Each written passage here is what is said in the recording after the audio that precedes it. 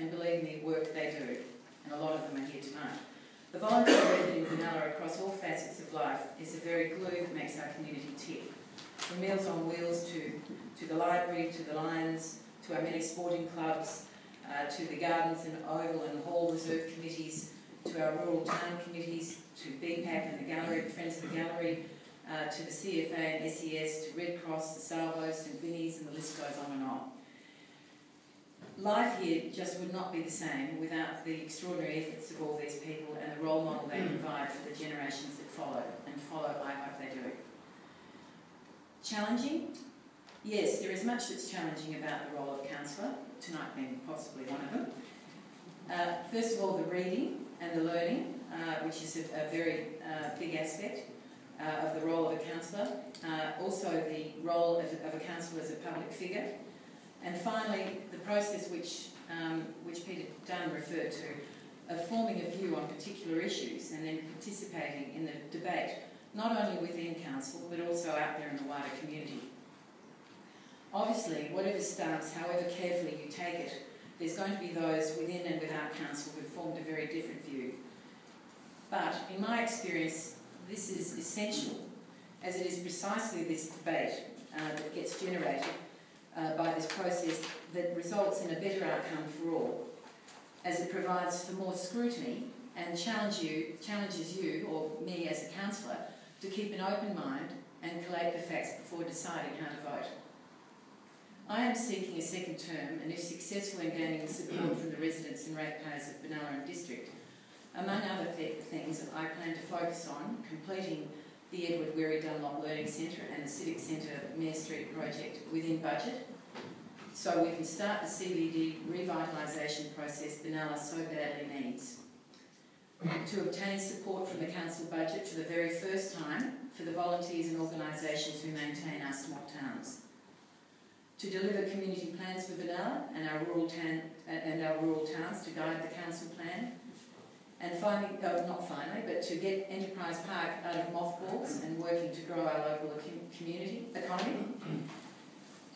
To lobby federal and state governments for the funding needed for the Aquatic Centre revitalisation. To fix the drainage issues around Benalla.